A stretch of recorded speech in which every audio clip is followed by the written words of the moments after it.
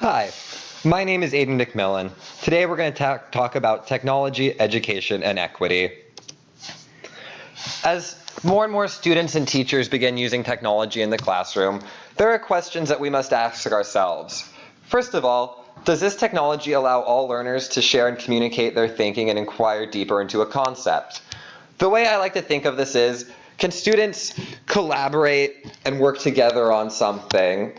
And can students find meaningful and credible information? Which means that as an educator, we have to teach them what sources of information are credible and what sources are not, and how to extract the meaningful information from those sources. Does the technology empower all learners to recognize their knowledge and contributions to the learning environment and society? To me, this means, are students empowered to create with the knowledge they have? That means, are they learning and able to create digital content and share it? Are all learners benefiting from this technology? If you have students in your classroom who aren't benefiting from this technology or don't understand it, it's not equitable, and you either need to find a way of teaching them how to use that technology in a way that's meaningful for them, or think about a different kind of way of teaching that subject.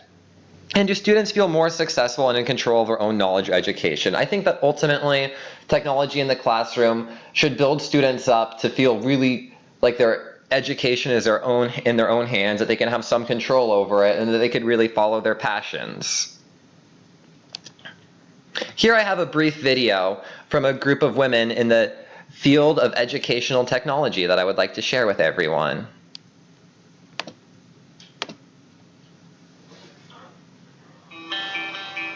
I actually say everybody needs essential skills. And these are reading and writing and math and communication, confidence, ability to stand up for yourself and communicate your perspective and continue to pursue whatever passion you have. So that's, I think, universal.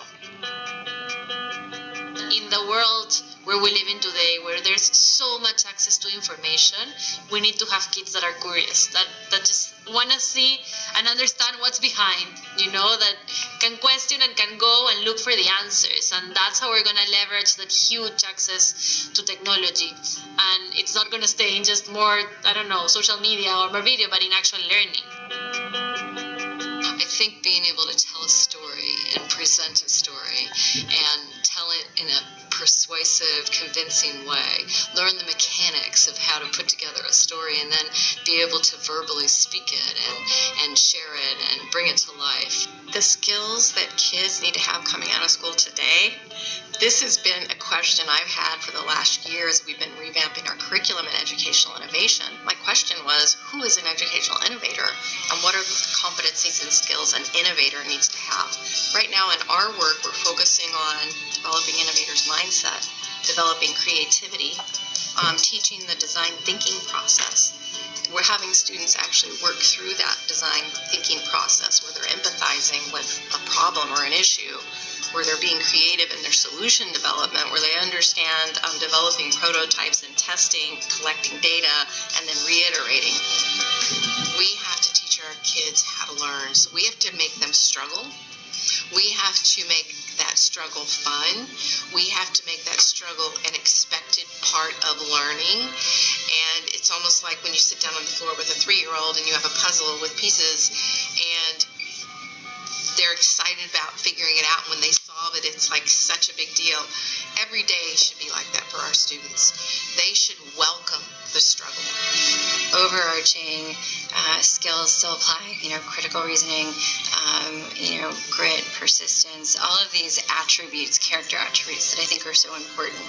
Learning how to fail, overcoming failure. I think that it's a type of thinking that we need to sort of incorporate into the conversation. We need to make sure that kids fall in love with learning and that they see the tangible benefits of it and that they feel that passion to know more and to become better. And while that video focused less on the technology itself, it does a really good job of demonstrating how technology can be equitable and what the long-term goals for it are. So to kind of summarize what I've been saying, I think that equitable technology should allow students to collaborate and access meaningful information. And yes, that is pulled directly from that first question on that second slide. All students need access to the technology for it to be equitable. And technology should create a more equitable community of education. When used well, technology and education can and should come together to create a more equitable and engaging culture of education.